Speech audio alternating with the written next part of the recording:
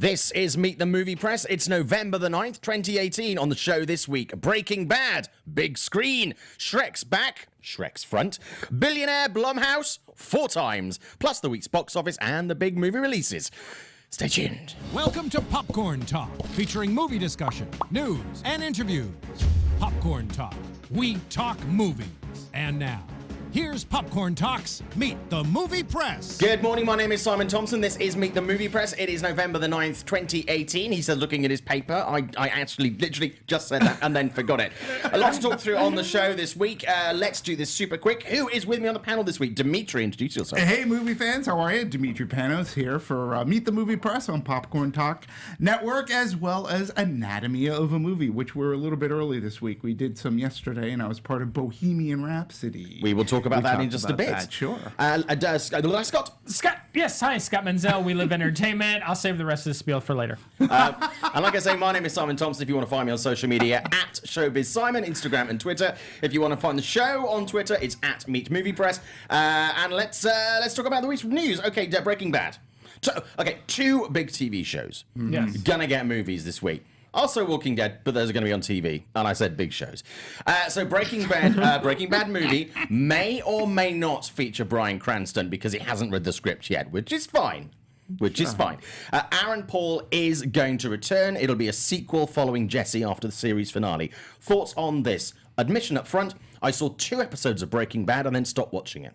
Fair enough. So I am not a Breaking Bad fan. You are 2 episodes ahead of me. Okay. So and this isn't because I dislike the show or anything. It's just so much to watch, so little time, and absolutely. That's all there is to that. So would you be interested in seeing a movie for a TV show that you hadn't seen, and would that make you want to then go back and look at the TV show? Or would you binge and just watch the movie? No, I wouldn't necessarily have to binge because there's a lot of episodes of it. It had a very successful run on TV. Not being familiar with the TV show doesn't keep me from going to a movie based off of a TV show. Yeah. So long as the movie is good, so long as it explains where I'm coming in at and I get some little idea as to what's going on, I'm all good. It's fine. You know, I'm not going to, I never saw the TV show, so I'm not going to go to the movie. Yeah. I go to the movies. I suppose that's the same kind of ideology of going, well, I haven't read all the Batman comics, so therefore I can't see Batman. Scott, your thoughts on this? I don't understand why.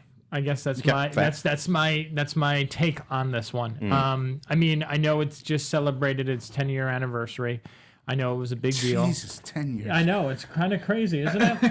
It's really. But why do we need this? And I mean, they already have Better Call Saul, and I mean, they're just trying to keep this alive, and I don't understand. And the reason why Breaking Bad worked so well was really because of Bryan Cranston and Aaron Paul working together and their chemistry, as well as all the other secondary characters.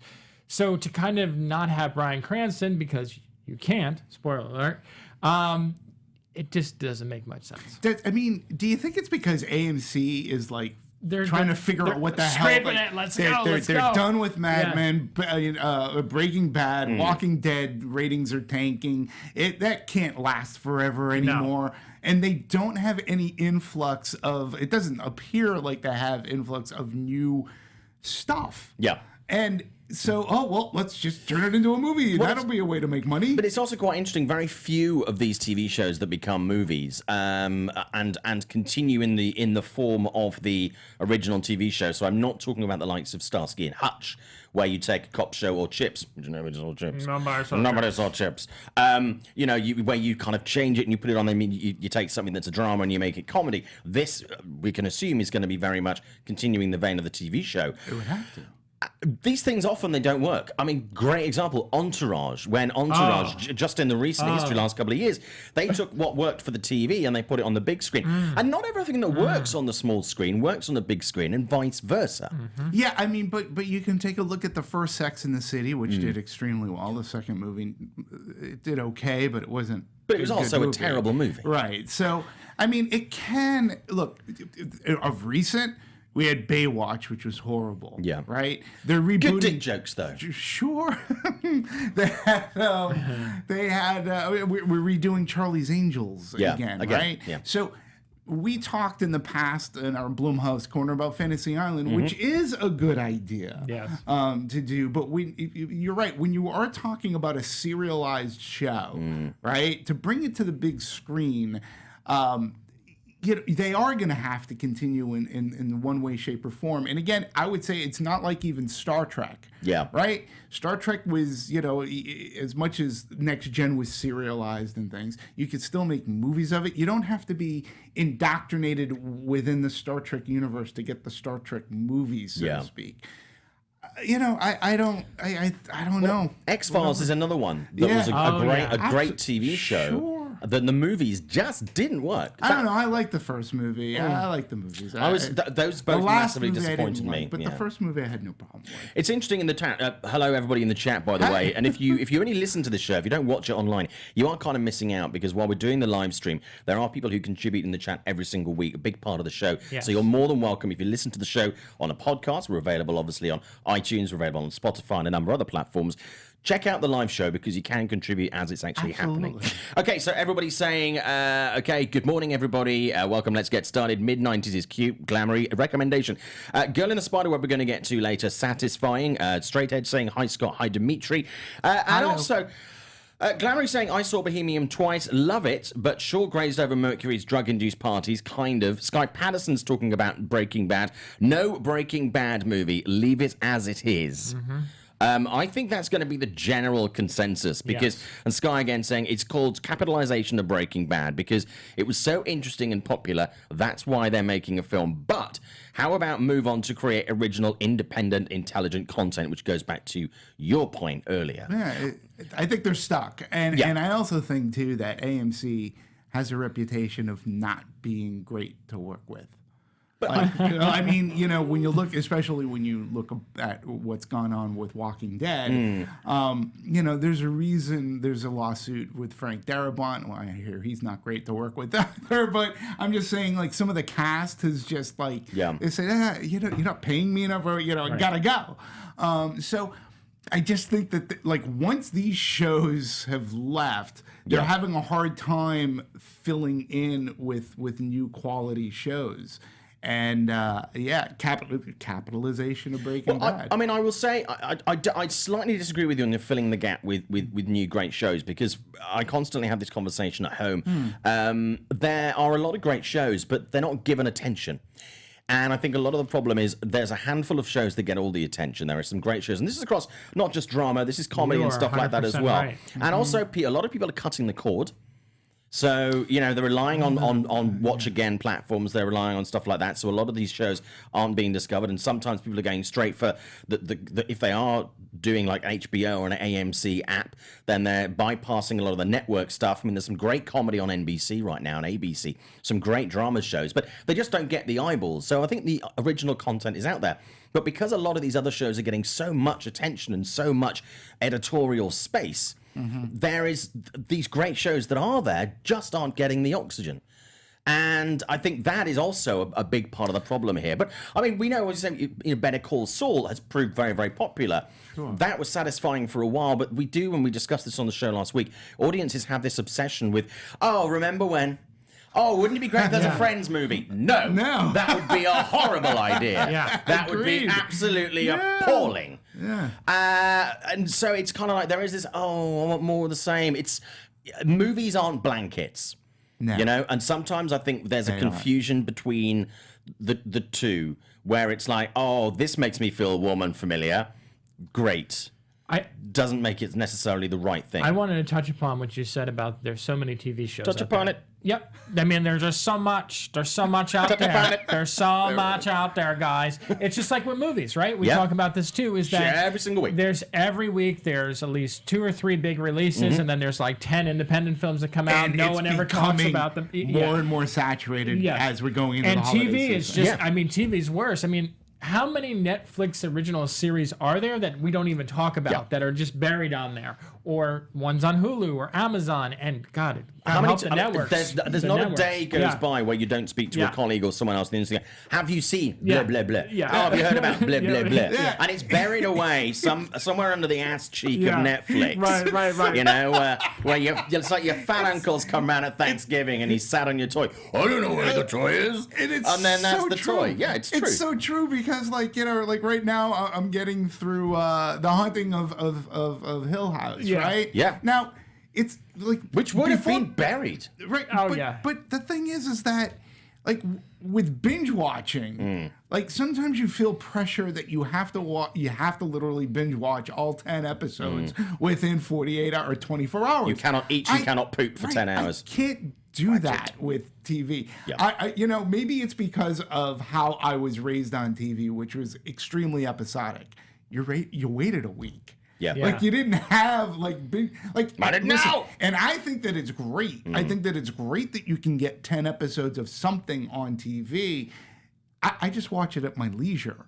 I don't feel the pressure that I have to get through all 10 episodes in 11 hours. Well, also, I mean, the thing is, I mean, the whole landscape has changed. Now, I've spoken to 3 different people about this week. I spoke to Paul W.S. Anderson, who's got a new show on YouTube. We're going to talk about that later on. I've got an interview with him going up on Forbes next week. Some interesting little tidbits in there. Sarah Jessica Parker, spoke to her about Sex and the City and how the industry has changed and sort of, you know, her as a producer and trying to get eyeballs and stuff. But the point about the movies is... that is 100% correct. And it's not even something that we're making up or it's like industry, you know, artsy, fartsy, fancy pants stuff. Every single week there are people in the chat who would love to see some of the movies that we talk about and we champion, but they can't see them. They're not being shown locally. They're being pushed out because I believe there is too much. I know this makes me sound quite odd. There's too much hitting theatres on a weekly basis. 3 or 4 major releases. I think there should be 2 major releases and then like 2 minor releases that we can slot in somewhere. And I just think there's too much content. Right? Great stuff is getting buried. Some of my favourite movies is Destination Wedding. Oh my God, I've never seen it. Buried, like avalanche, like just tsunami level buried. And it's one of the best acted, written, shot movies of the year. And nobody saw it. And that's happening week in, week out. And I think the same's happening with TV. Yeah, I agree. I mean, and when it comes to, and then when you add Netflix trying to go into theatrical, that just adds things going on. No, but I will tell you though, they are pushing Roma really hard. I know. Oh God, I have gotten an email every day for like the past month and a half about Roma. And the thing is, I want to quickly go back to that conversation because you know you're bringing up the topic about not being able to see it, but Netflix isn't about an audience going to see a movie. No. Okay? They don't care. For whatever reason, Netflix seems to be okay with leaving money on the table when it comes to a theatrical run. They're just interested in the Academy Award nomination. That's it. That's all they want to boast about. They don't care if a person can't see it in a theater because they're going to be streaming it in 3 months. Yeah. But the thing is, like Roma, right? Yeah. Roma has cachet. I've started to see a lot of TV. Yeah. There's more television ads on for Roma than there is for like Instant Family. I know. Like, what the hell is going on here, right? Yeah. So, but if Roma is really good and it can attract an indie art audience, it will expand. Just look at what happened this summer, and they can get box office dollars. Yeah. And that's to me, that would be a plus for them if they thought that way. 100%. We're going to move on from this in just a sec because we've got a lot to cover on. But in the chat, a lot of people have some really interesting points on this. People are talking about the AMC. This is from Sky Patterson. Really like the network. They have over 20 new TV series in development, but they all sound like audience and critics are going to burn it down before they see a single frame. People talking about The Haunting of Hill House. This again from Sky. Based on a book, then there was a film, then there was a 1999 remake, which sucks, but I kind of like it. Don't shoot me for that. Now a successful and deeply creative TV series on Netflix. Absolutely. If you haven't seen The Haunting, the movie, right? It is like a PG-rated movie. It is one of the most. If you think the TV show is creepy, you really have to watch that movie. It's one of my favorite movies of all time. Unbelievable, black and white, beautiful. Wait, yeah, Robert Wise. Yeah, seriously, it's one of my favorite films of all time. West Side Story and Star Trek: The Motion Picture. Yeah, Dylan Flickinger. Speaking of Paul W.S. Anderson, I wish Resident Evil was a TV series. Crickets. Critics, but I have a feeling that you might want to check Forbes out this week. Yeah, I was going to say, with that Zephyr, the acting in Hill House made me not want to finish it. I can kind of get that. I mean, I didn't love it as much as everybody else, but Dylan Flickinger, never going back from A24, got buried and no one saw that either. Hot Summer Nights. Hot Summer Nights. I mean, seriously, you could literally list the movies this year that are great that just don't get the Joaquin Phoenix one that came out. Oh yeah, you were never really here. Yeah, nobody. Don't get far on foot. Which one? Yeah, both of them. I mean both of them. Beautiful Boy is out at the moment. It's getting quite a lot of screens, but it's not, it's still not enough to really make a difference. But how many screens is Beautiful Boy getting? I feel like they've been pushing that movie for like the last month and a half. Yeah. And I don't know how many screens it's actually. But it's all these movies, just as a case in point, are they're difficult to find because of saturation. But before we move on from Breaking Bad, there was another TV show that was announced that was going to be a movie this week. Deadwood.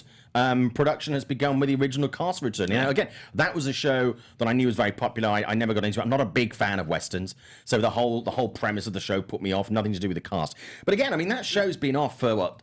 10 or 15 years. A while. And again, they're bringing it back and they're making a movie. Now, I mean, I'm actually kind of more...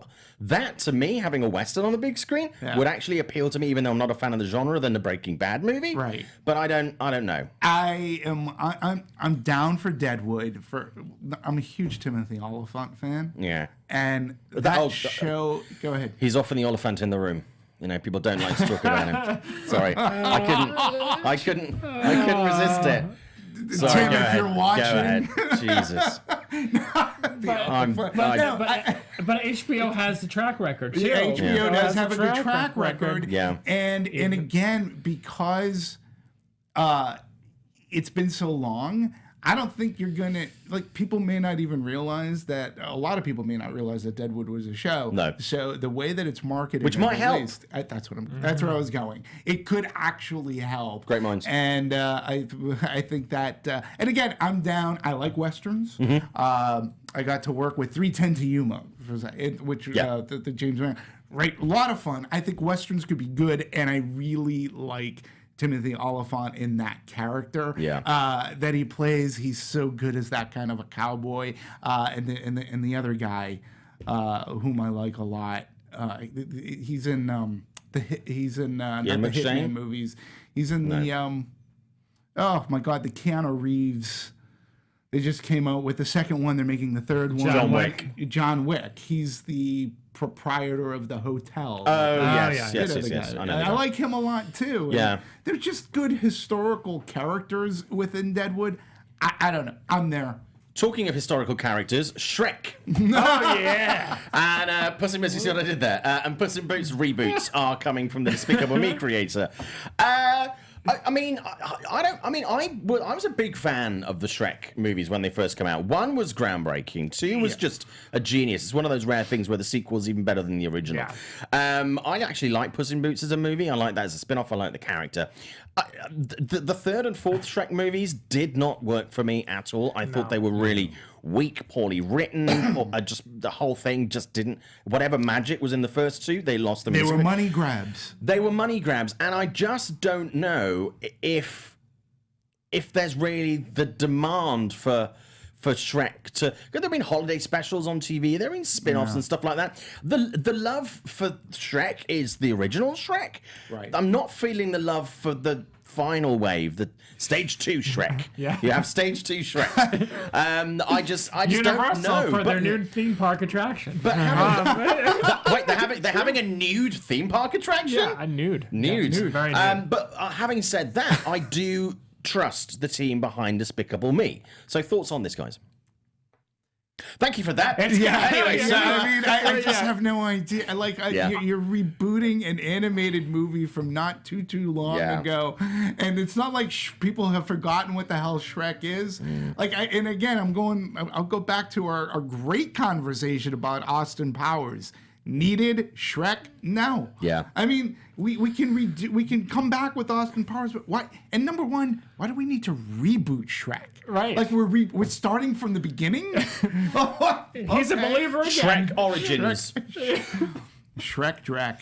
Yeah. I'm not feeling it. No. I'm not feeling it either. Having said that, I mean, we're going to get to it later. The Grinch. I wasn't feeling the Grinch, but I'm kind of maybe feeling the Grinch now. That's not a euphemism, by the way. Don't come in, I'm feeling the Grinch. That's no Hey, candy Mark, cane. don't come in, I'm feeling the Grinch. Yeah, so interesting. Going back to the point, we're talking about the other smaller movies being swallowed. Definitely looking forward to Beale Street, Beautiful Boy, Roma, Destroyer, Vice, Captive State, and Boy Race. A lot of those films won't get the attention that the space. Destroyer though is getting heavily marketed from a trailer perspective. I should be seeing that next week, and I'm covering for AFI, which is quite nice. Yeah. Going back to Deadwood, Dick Peters is saying Deadwood a stiff one. Yep. Oh. Dick Peters. Sky Patterson really liked 310 to Yuma. A lot of people have mentioned that movie actually quite recently. Jodie Petrella is saying, well, that's talking about Harry Potter. We're going to get to that later. But Zephira saying, really looking forward to Beautiful Boy. A lot of people are looking forward to these movies. They just can't find them. Talking about Shrek, film nerd Jamie saying it's weird how the popularity of the first Shrek movies are lost to time.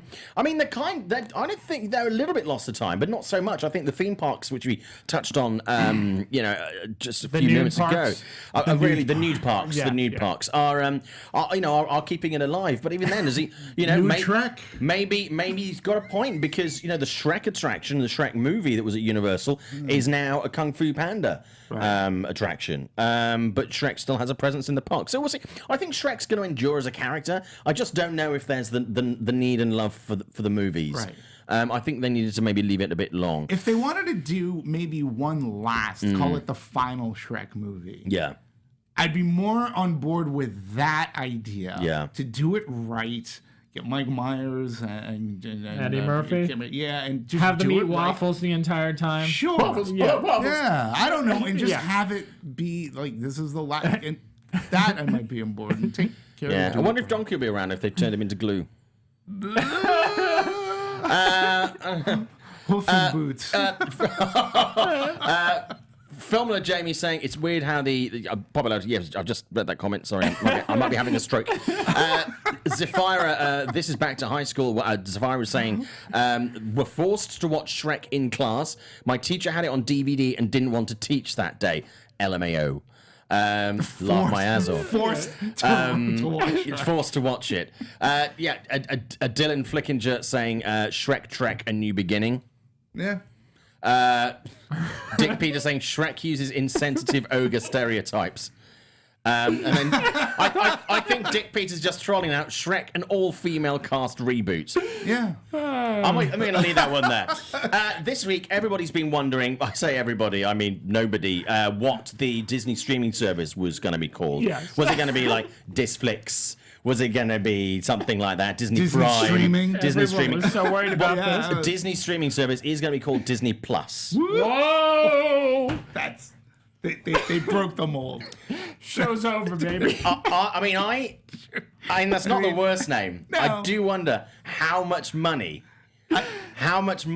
was How much? Just- How many I want to know plus how are many. going to add to their bank account? I want to know how many yes men were. Yeah. Oh, Disney Plus is awesome. Yeah, it's Disney amazing. Plus. It's better than a minus.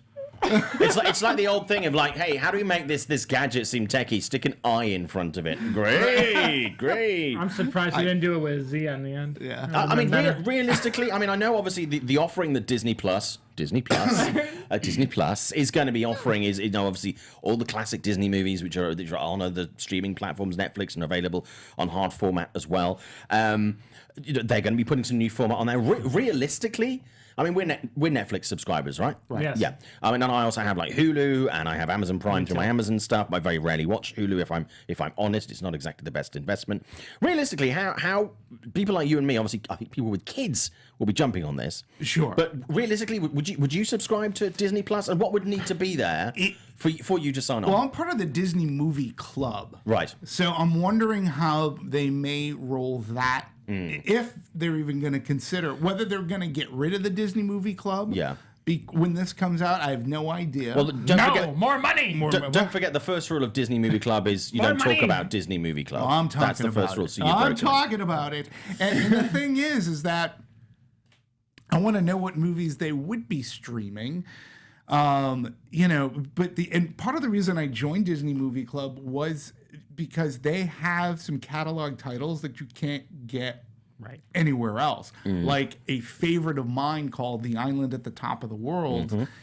It's not available anywhere. You can't, if you go on Amazon, it's a bunch of money, but they have it there. So I'm wondering if they're going to bring that stuff over and maybe roll membership in, or maybe have the membership evolve so that it includes it. I don't know. But would I sign up for it? It depends on other programming. Yeah. You know, I'm not, they just announced Diego Luna to be in a Star Wars Rogue One. I don't care about that. I don't care about. Other Star Wars stuff, perhaps like The Mandalorian by Jon Favreau, that I would be. See, I'm wondering how they're gonna market this. Whether it's gonna be a pay once, everything is free, because obviously we know they are going to be doing some staggered kind of genres of content. We know there's going to be some more adult stuff. We know there's going to be some stuff that is slightly darker, slightly heavier. So I don't know if this is the case, but would it make sense for them to effectively tier the membership? So that you have a basic, everybody can watch all the family stuff, everything up to a certain extent. That's fantastic. An extra, and which includes their new movies, their new content, and their new TV shows. But you then add on, like you do with, say, cable packages, where it's like, I also want access to the stuff that is R-rated, or I want the programming. stuff, the mature. I mean, I don't like porno, stuff. but the good. Show me the good stuff. What have you got in your back? Give me the top What have you got anything under the counter? Give me into this call crap. Do you have anything with like a, really saucy? Like Pretty Woman. Do you have anything where Minnie shows him in the flesh? I just, I'm going to mean that kind of adult programming.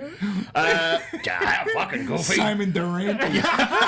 But I just, would it make sense for them to tier this costing so that families who then want to do, and they're fundamentally going to watch Moana 9,000 times, why are they then going to have to pay a higher subscription for things like, the Boba Fett or Star Wars or New Mutants or... Well, the question is, though, are they going to include things like Stakeout, Pretty Woman, Down and Out in Beverly Hills? These are all Touchstone or Hollywood Picture movies, Outrageous Fortune, that were rated R. They still fall under the Disney banner. Are they going to be included in this? Well, I would think, to be honest with you, I think if they want to offer a service that is anything other than a babysitting platform, I think they should include this, and they should include films that aren't available on Blu-ray or DVD, and classics, and maybe some old TV shows that came out of the the Hollywood Studios production wing as well as Buena Vista. So then, my next question to the panel and to the audience is: did they stop releasing like Diamond Edition Blu-rays for? No, of course not. Never. Here's what they do is they actually capitalize that. You get the vanilla format on the streaming platform, right? In the Steelbook, in the Steelbook. That's the new one. But then you get all the extra, the goodies. Show me the goodies. You get all those, and actually, I think then. But you could tease them on the platform, use that as an advertorial asset. Then they're more likely to people who want the hard format stuff will go and buy the hard format. I was talking to Edgar Wright about this not a long time ago, and he posted something on social media. He is like me. He very much still likes to have hard format of certain movies, and there are some movies you can't get on streaming. But I just like to I like to sit down and nerd out, watch the movie, and then spend an hour afterwards going through all the extended scenes, alternative endings, commentary, director's notes, storyboarding. I mean, because I'm just a fucking nerd, and that's fine.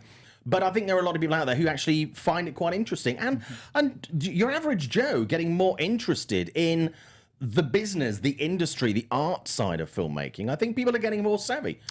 I don't disagree with you. So and we just, a company that I work for just released a survey, and a part of that survey is about the physical content. And believe it or not, it's not dying as much as other people within the industry would have you believe. People still buy physical content. And though, I have to say, a lot of it is family because minivans, cars, everything now has a DVD and or Blu-ray player. Yeah. Yeah. And as your point, like it's a babysitter. It keeps the kids in the backseat quiet to drive for long trips or whatever. Even going to the grocery store. Families still buy physical content, and like us here, I still buy. I get about 2 to 3 Blu-rays like being sent to me a week. So I And enjoy the physical even content. for screening discs, if I'm not going to a screening, I still like to have Old Man Thompson likes to have a Blu-ray or a DVD. I agree. Yeah. I fucking love it. Yeah. You just I don't want to have. I mean, ideally wouldn't have those, the anti-piracy things right across the bloody screen. I hate them. I hate those. It really distracts from the movie. It's so annoying. I like mine where it comes up. Flames coming out of my ears. When your email address is in Yeah. there, it drives me nuts. I On know. the link, it's just like the entire time you're watching, it's like, why is my name up there? Yeah. My name in lights. Yeah. But no, I mean, I still like, and a lot of people do. They still like hard like the format. You physical just can't beat it. A lot of people talking about this in the chat. Zeno saying Disney Plus is a much better name than Disney Play. I absolutely agree. Disney Play, I think, is off-putting to. I would find it off-putting as an adult. I think it makes it feel like it's more like a kids platform. So I think they've made the right choice to go with something different.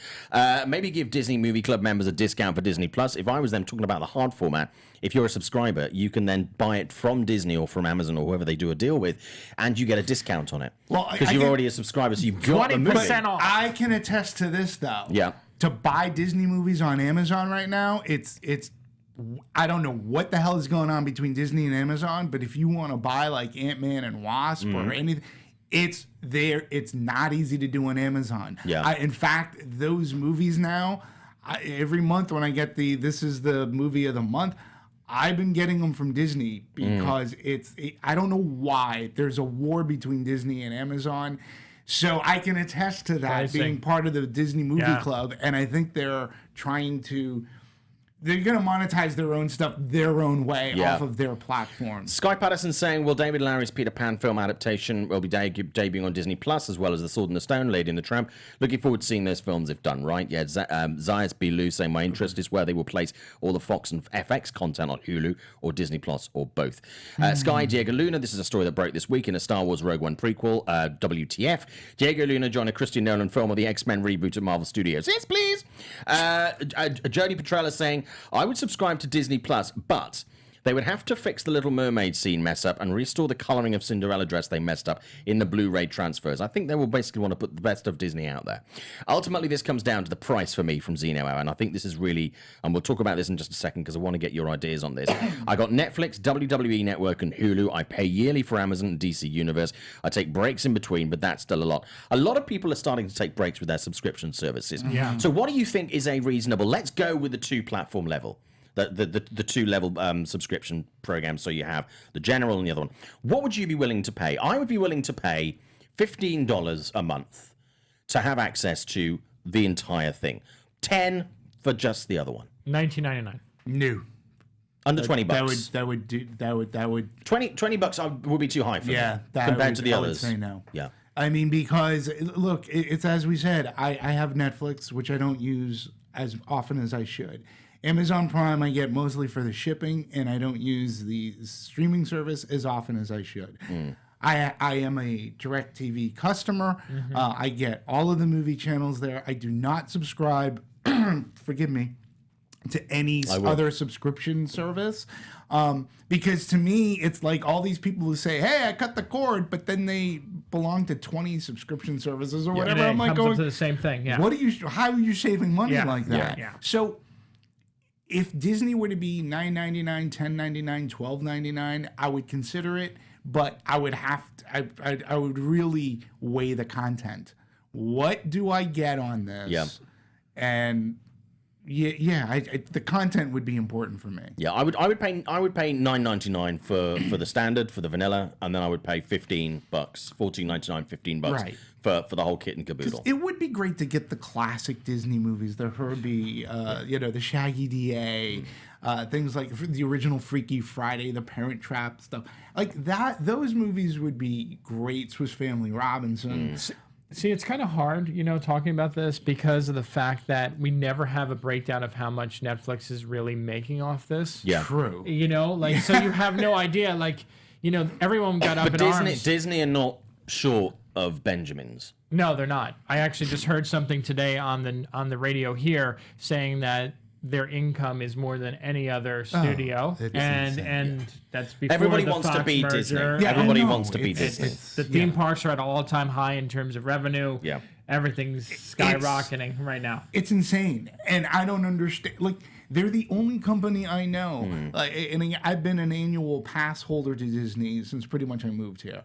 And without fail, death and taxes, you know that your annual pass is going to go up in price. Oh, right? It always does. Yeah. But people will keep paying it. But it's up to a price, and the ticket price alone. Yeah. I always people always say, when's the bubble gonna break? I'm going, hey. It's never going to break. $150 a day to do 2 parks. I mean, it's ridiculous. Well, not not only that. I mean, it's the fact that once you go to the one here, at least the one in Florida, there's a lot to do. Right. Here, once you go there once or twice. Oh, I go a lot. I mean, if you're a Disney fan, I go a lot too. But just for families, come with me tomorrow. I'm going to Coronado. Otherwise, I would. But I'm washing my hair, and I wasn't invited. So, but families spending all this money is crazy. Yeah, we're talking about this because. But think about the movies too. When you said that, I mean, they are making obscene amounts of money hand over foot. They're the Marvel universe. I mean, you can say whatever you want to say about Lucas, but they're not losing money off of Lucas. But also, they're not losing money off Pixar. Stick a mouse on it, and people are gonna pay. They're gonna pay over the odds for it. And also, I mean, a lot of the reason that people subscribe to Netflix, certainly as a babysitting tool, is because they've got all the Disney stuff.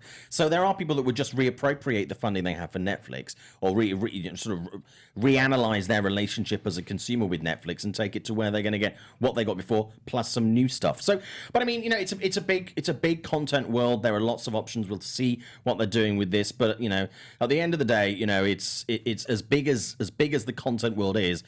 It is also a small world after all. Yes. Yes, it is. Yes, it is. It is. Okay, moving on. We've got a lot of stuff to do. Let's get some top lines on this. Thoughts on this? Sorry, I couldn't resist it. It's a Mickey Mouse operation, Disney. That's the one Disney joke I've got. And whenever I say that, my wife was like, for fuck's sake, will you get a new Disney joke? No. Okay, Blumhouse scaring up over $4 billion at the worldwide corner. Yeah, at the worldwide box office. Doing phenomenally well. Continue to do great guns. Halloween, perhaps one of their best decisions that they've done. No, I mean, we were wrong about the sequel being announced around Halloween. I really thought that was going to happen. It suddenly hit me the other day, and I was like, no! But it looks like that continues to do phenomenally well for them. It's well over past the 200 mark now. Yeah, I mean, it's the highest grossing slasher movie. Yeah, tremendous. Of all time. But that's a great landmark for them. Obviously, difficult week for Jason. There was some controversy over him giving a speech at a film event in LA this week. Interesting to see how that continues to unfold. Two sides of the story there. But yeah, so I mean, it's great. We were talking about people looking at Disney and wanting to replicate Disney and get it, trying to be in their position. $4 billion for a production company like Blumhouse. They have a few fails. But when they have a hit, it's a hit. It's a hit. It's a hit. And it's diversified. I mean, Black Klansman just came out. On Blu-ray and 4K and great whatnot. movie. And, they're involved with that. And so it's not just horror, that's bringing in the do-re-mi for them. That's how a smart company should operate. We know that horror is our wheelhouse, but we're gonna put our hands in different pies. I love that wheelhouse. And I love the wheelhouse. Thoughts on Blumhouse hitting $4 billion? Yay! Okay, fantastic. I mean, Jason Blum posters. knows what he's doing. Yeah, he does. Jason Blum and company. I mean, I think that. Look, they don't always. It's like you said that they're not all hits. Yeah. But again, well, they've got a couple of TV properties now. They've got one that's on Hulu, second season of The Purge. Yeah, which is crazy. Yeah. Which I was surprised about, but there you go. too. A couple of other top lines. Paddington 3 is in development, but Paul King probably won't return to direct it. This is kind of coming. sad. It is kind of sad. I mean, full disclosure, I know Paul. Paul's a friend of mine. But yeah, I mean, I really think they should make a third Paddington movie. too. The Paddington movies are great. I think as long as Paul is involved in some way, and they bring back a lot of the writing team, the likes of John Croker and people like that, I think we'll do very well. I think if Simon Farnaby is kept as part of that family and perhaps is handed the mantle. Simon's a very accomplished comedy writer, comedy performer, and I think he's moving in that direction. Is there a reason why he's not coming back? Because I think for Paddington 3, I think workload. Is it worth? Well, I mean, he's Paul. we know Paul. Okay. We know Paul is attached to Willy Wonka. Although David was saying this week, David Heyman was saying that he doesn't know what's going to happen with Wonka. We know it's now going to be a prequel, but they don't know kind of when that's going to start because obviously Paul is also talking to Disney about Pinocchio. Right. So there are going to be a number of projects that Paul's working on. So it's not an entire surprise that Paddington 3 might take a backseat, but it's Paul's baby, Sure. And before Paddington, Paul had directed. I think he'd done fantastic work in TV, but had done one movie which didn't do much box office, even domestic in the UK. It was a tiny art house movie. Right. But he's really Paul has done exceptionally well over the last few years, and I've yet to meet anybody that he and I have in common in the industry who has nothing but wonderful things to say about Paul. Paul is so well loved and well respected in the industry, and I could not be happier to see him flourish in the way that he is, genuinely, because he absolutely deserves it. He's a great guy to work with. He's a lovely person, and he's producing great content. Yeah. No, and the reason why I ask is because the last Paddington movie got, extremely shortchanged. Over here it did, unfortunately. Because the Weinstein stuff, though. Yeah, well, exactly. It also came out just after the holidays, and it really should have come out around the holidays. But I get it, but it was way more the Weinstein stuff going down. It never got, it got sold. It never got I've spoken to a lot of people outside of the industry, and they had no idea that it was previously a Weinstein product. That's fine. Yeah. It's not a question of knowing Weinstein or not, but the movie got caught in this thing where it wasn't going to be properly there wasn't going to be monies allocated to marketing it properly, right? You couldn't get good release dates because the movie sort of kind of fell in this limbo, right? Yeah. So it doesn't matter whether you know Weinstein, whoever ended up releasing it, because they just picked it up. Warner Brothers, right? They just picked it up. And Paul has a great relationship with Warner Brothers because that's obviously the people who are behind Wonka. So I ask, because if he comes back and you do a third, right, and you know you're doing a third, it's going to be with Warner Brothers, I'm assuming. I would assume, right? certainly over here. So let's, for the sake of conversation, it's going with Warner Brothers. This time, without all of that drama happening and what's going on, they can allocate their TLC to the third movie and make it something. That's why I asked. Let's touch on a couple of other things very quickly. We'll do this for 2 minutes before we head to talking about the week's big releases in the box office, and then unfortunately it's the end of the show. If you like the show, by the way, you can like us on iTunes. You can find us on Spotify. Tell everybody that you like. Retweet the links to the show. We really appreciate it. Kingsman 3 is going to be 100% Eggsy free, which is good for those people who are Eggsy intolerant. That's according to Taron Egerton. Looks like the story is going to be set before the first two Kingsman movies. Also, after Kingsman 2, as much as I love Eggsy, I didn't love Kingsman 2. No. It was I enjoyed it. It lacked for me. So no real surprise there. Thoughts on that? Elton John was the saving grace of that movie.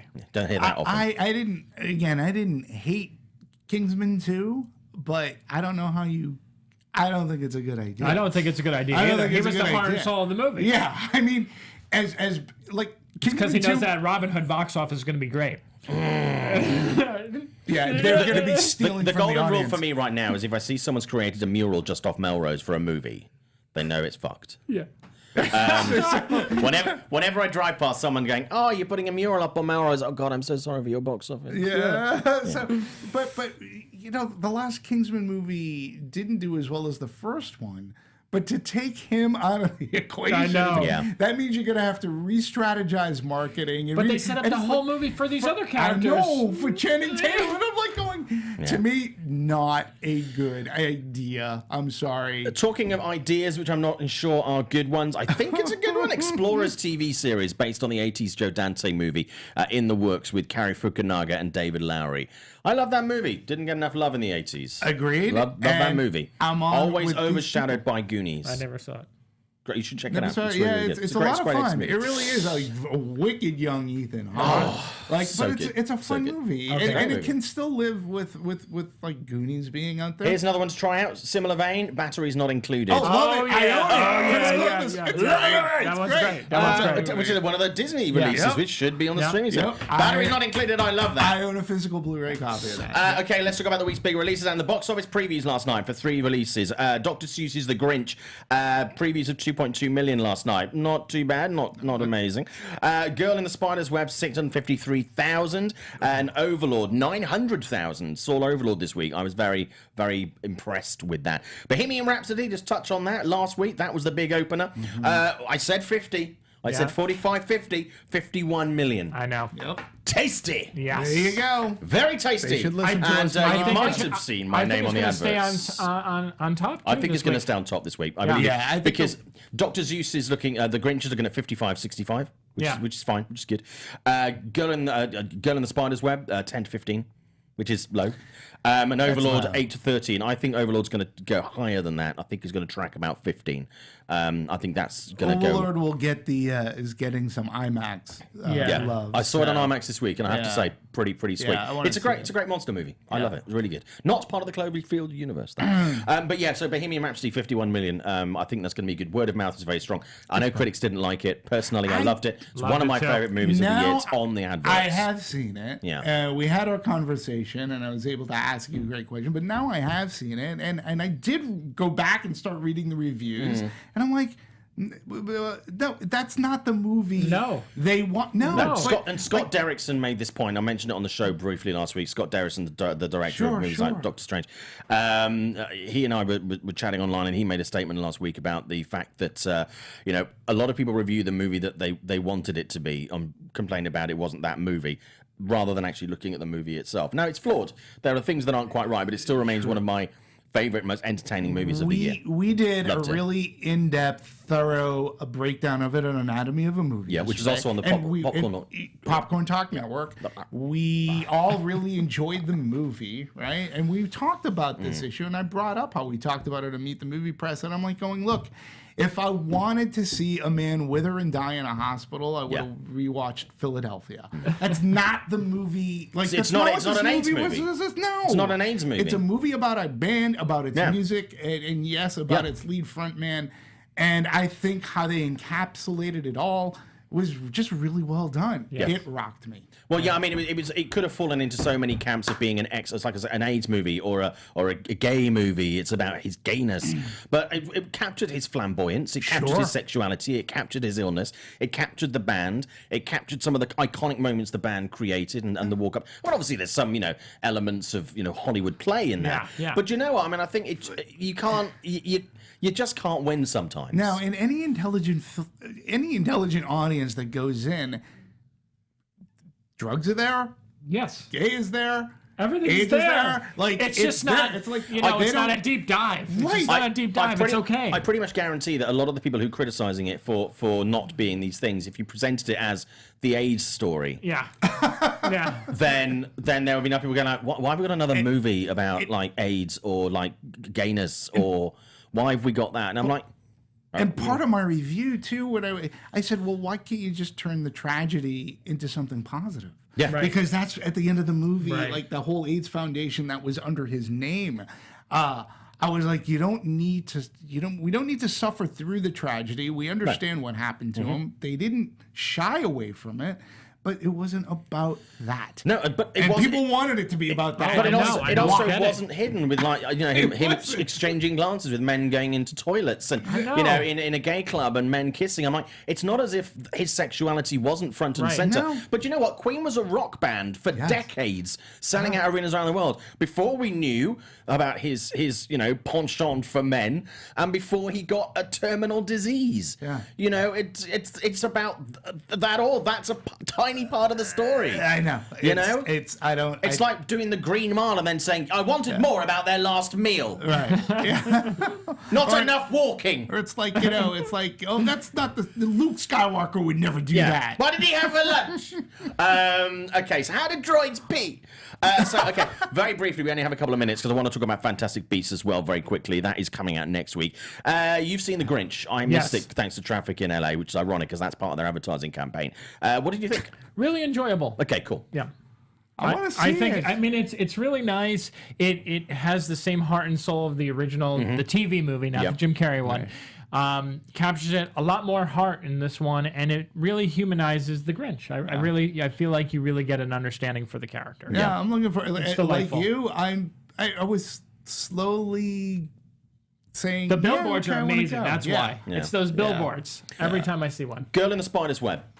I did see it. I did not see it. I did see that. What do you think? I actually, as being a fan of that Millennium series, I hadn't read that book, but it doesn't have the preciseness of David Fincher's direction. However, Claire Foy I think she does a really great job. A lot of praise for her. That's where she the makes the positivity is focusing. her own, and it's a really solid adult thriller. Listen, we got to see that opus, The Snowman.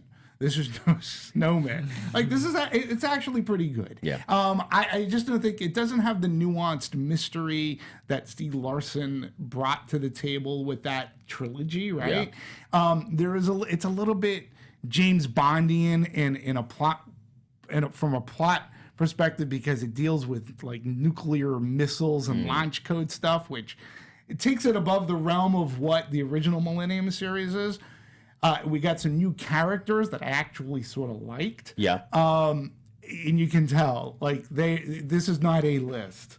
Like, I didn't recognize, outside of Claire Foy, there were very few people I recognized in this movie. Yeah. So that's one way they slashed the budget. I don't know what the budget is on it. I hope people go. The audience I saw it with last night seemed to really enjoy it and get into it. It's a good movie. It's a good adult thriller. A movie that's coming out this week that I saw the audience getting into tremendously was Overlord. A lot of it's J.J. Abrams executive produced. A lot of people were like, is it part of Cloverfield? It's not part of Cloverfield. It's like Inglourious Bastards meets Reanimator. Reanimator. No, it is. It's great. It's a good monster movie. There's some really supremely orchestrated violence in there, which goes back to some of the best action movies you've seen. Beautifully choreographed stuff. Some really nice one shots. It's shot really, really well. Yeah. It's kind of dumb, but do you know what? It delivers what it promises in basket loads, and I actually really enjoyed it. But again, that is a movie you should see on the big screen. It's weird. This is the weird week where I'm focused more on Oscar movies now because I have to vote in two groups at the end of the month. But seriously, it's worth checking out. I mean, but do see this movie in movie theaters. Yeah. If you're thinking about seeing something else, this is one of those few movies this week that really has to be seen in a movie theater. Like Bohemian Rhapsody, you need that experience. I saw it in IMAX, and it was fantastic. Yeah. I'm hoping to see Overlord in IMAX. I do have a question though about Overlord, because the trailers reminded me, like, it seems like it's just a more fleshed out story. If you're familiar with the movie Heavy Metal. Yes, I am. All right. Okay. In there is there's a piece pretty similar about how this World War I, World War II plane like is in kind of it crashes. Yeah. And the crew is overtaken by like zombies. Do you remember that part in Heavy Metal, the movie? Yeah. It reminds, and that's what Overlord. It sort of kind of reminds me of. It's not a million miles away from that. Yeah. It's great fun. I recommend it. I'm looking forward to it. Romina Jones on the comment about humanizing the Grinch. Is the Grinch human? Romina, no, the Grinch is not real. No. So I mean, wait, what? It's not. It's just I don't know. No, Grinch is not human. And it's not a thing. Sky Patterson, great job. Oh, no, that's a compliment. I'm not going to read that one out. Zeno needs to be corrected that Freddie Mercury was bisexual. He was bisexual. We have to get the terms right. We can't confuse them. Absolutely, he was bisexual. Well, he was married. His wife, though, even said, he goes, I'm bisexual. She goes, you're gay. I mean, she said that to him, and so I don't know, but it's a good. But you can be bisexual and prefer one more than the other. You can be like an 80% peen kind of guy, or like a 60-40 boobies. Yeah, it's kind of like there's no there's no definition of what bisexual is. It's on a spectrum of liking both sexes. So it's like that. By the way, was not a medical explanation. We're going to have to end the show in a moment, but some great comments this week. Really appreciate it. Dr. Howard, Dr. Fine. Zeno Hour, heavy metal. Yes, with exclamation marks. A lot of love for that movie. Sky Patterson saying, can't wait to see Overlord. So damned excited. Before we finish, coming out next week is Fantastic Beasts: The Crimes of Grindelwald. It's a movie that reviews came out this week. A lot of people are not falling in love with it. I actually thought it was an improvement on the first Fantastic Beasts. Some people saying it's darker. I thought it was lighter. I thought the characters were better drawn. I was very underwhelmed and quite frustrated by Johnny Depp being revealed as Grindelwald at the end of the first movie. I was nervous about him in this one. I think it's one of his best performances. I think he's really named it his own, however you feel about Johnny Depp. If you don't like Johnny Depp, don't go and see the movie because he's a huge part of it. If you're indifferent or you're just a big Harry Potter fan and can get past that, then go and see the movie. Nobody's obliged to go and see any of these films any week, but he's a big part of it. You can't deny that. And it's really nice this week. Both getting some love from J.K. Rowling. Yes, this week, which is a huge honor. You both saw it. Huge, very huge jealous. Honor. It's really good. The movie's really good. Yeah. I agree with you, Simon. It builds upon the original movie. There's a lot of development here. The first movie suffered from being an origin story and setting up all these characters and the world and everything. But this one jumps right into it. It starts off right away. The opening sequence is great. Every one of the characters ends in a different space than they did in the first one. Yep. And the ending of this movie is phenomenal. And I will stand by this.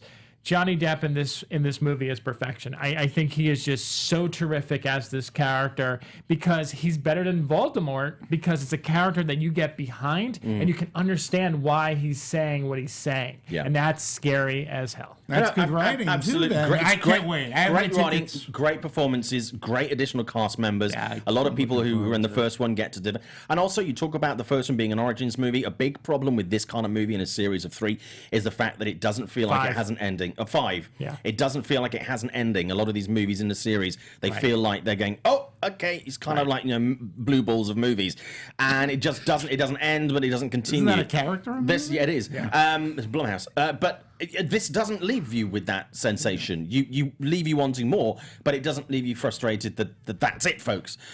Talking of which. That is it, folks. Thank you so much. Guys, if you want to introduce yourself and plug your other shows, that'll be great. Again, Dimitri Panos, please support me on Twitter at DMovies1701. You can also watch me along with my other co-hosts, Phil Svitek, Marissa Serafini on Anatomy of a Movie. You can find me on Twitter and Instagram at The Other Scott M. I do LAOFCS Weekly, which is at 11 a.m. on Fridays, and then Black Tomatoes on Sundays at 5 p.m. Thank you. Fantastic. My name is Simon Thompson at Showbiz Simon. You can find this show on Twitter at Meet Movie Press. You can also find me on Instagram at Showbiz Simon. And don't forget, if you like the show, like, subscribe, tell your friends. We're on iTunes, we're on Spotify. Spread the word about Spotify. We'd really appreciate that. We're one of the few movie podcasts that are, so we're very happy to be part of that family. Don't forget to check out all the other shows on the Popcorn Talk Network. Follow at Popcorn Talk on Twitter. Don't forget to check out Anatomy of the Movie, and we will be back next week when we will talk more about Fantastic Beasts: The Crimes of Grindelwald for a full review. Have a great weekend. If you're going to check out a movie this weekend, see Overlord. We will see you next week. Thank you so much. And thank you, America, for voting. Everybody appreciates it, whichever side of the aisle you are on. Thank you. Bye. Have a good week. From producers Maria Menounos, Kevin Undergaro, Phil Svitek, and the entire Popcorn Talk Network, we would like to thank you for tuning in. For questions or comments, be sure to visit popcorntalk.com. I'm Sir Richard Wentworth, and this has been a presentation of the Popcorn Talk Network. The views expressed herein are those of the hosts only and do not necessarily reflect the views of its owners or principals.